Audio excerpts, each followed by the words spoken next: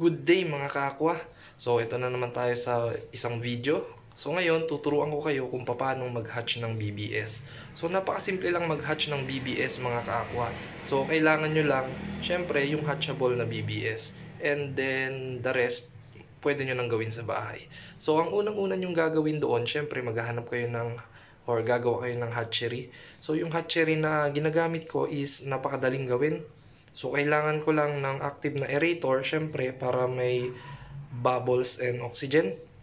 And then, yung needed na material natin is yung Coke, yung 1.5 bottle ng Coke. So, gugupitin nyo lang yung pinakailalim ng Coke, yun yung magsisilbing bunganga niya.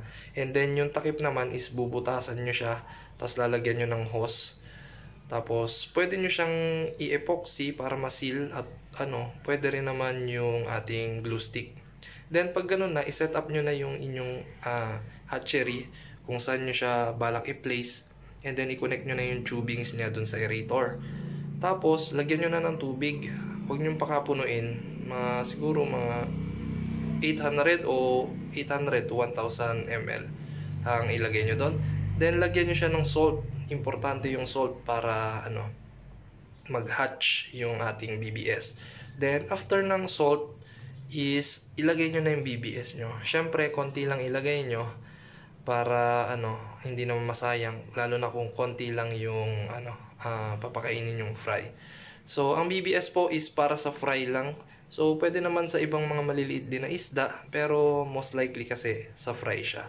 So, kung gusto niyo ng step by step procedure and video, so panoorin nyo to hanggang sa huli. So, maraming salamat. Ito na, panoorin na natin.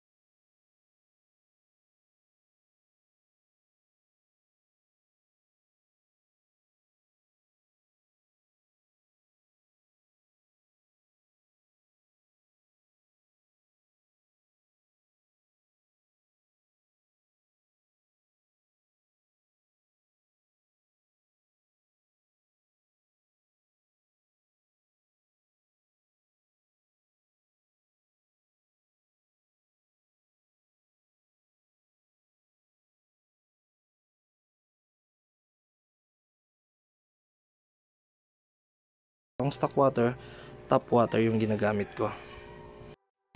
So ganun lang, isasalin lang natin.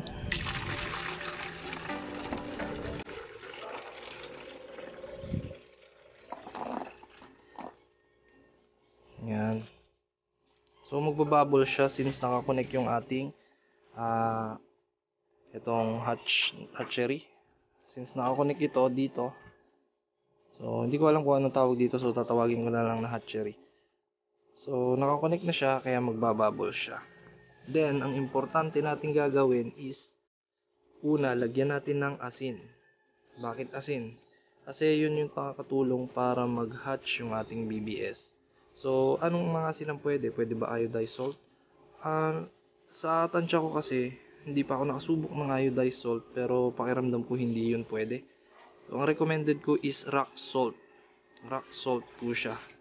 Although, nagtatry ako kung po pwede yung Epsom salt. Since salt din naman yun, pero hindi ko pa siya na-try. Kaya ang recommended ko is yung nabibili sa palengke. Yung rock salt. So, gano'ng karami yun? 2 kutsarita. 2 kutsaritang rock salt para dito. Sa ganito karaming tubig. 2 kutsaritang rock salt. So, mga kakwa, ito ang ating salt na gagamitin. So, rock salt to. 2 kutsarang salt. So, 2 spoonful of salt. At ilagay na natin siya dito.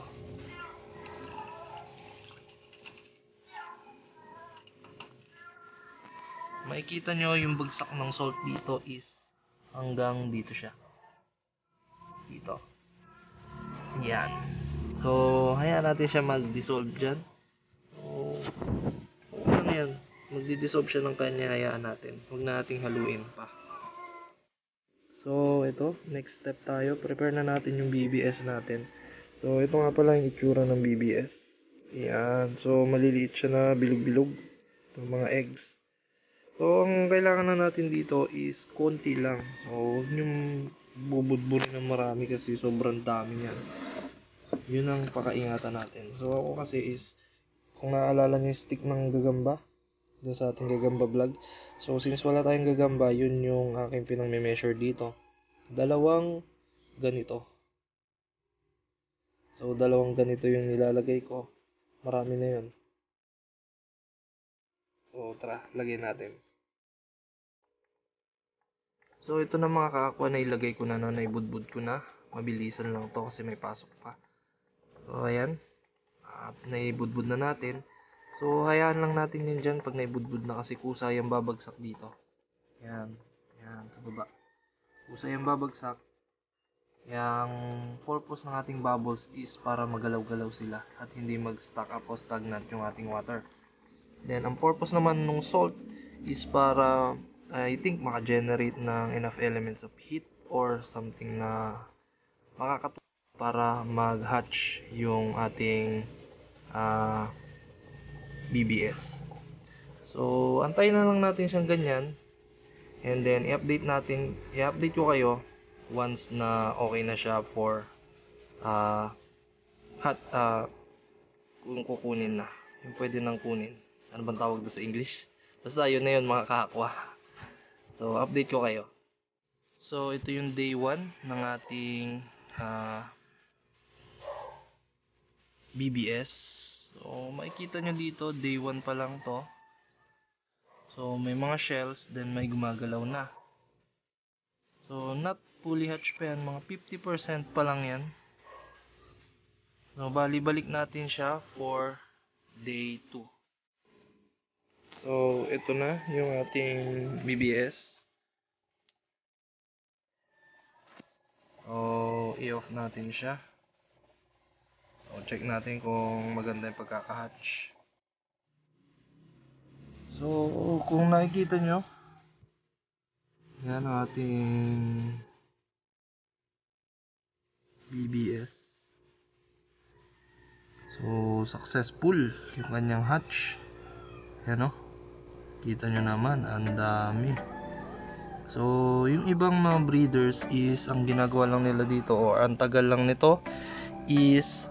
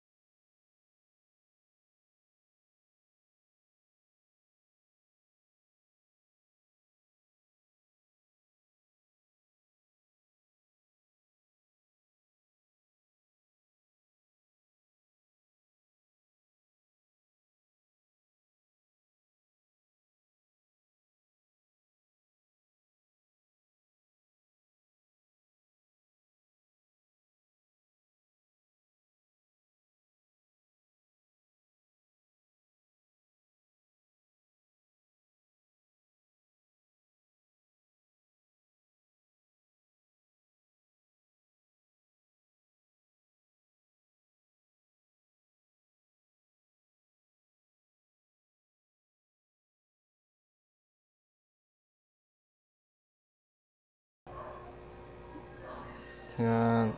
So, ang gagawin natin dito is hugasan lang natin.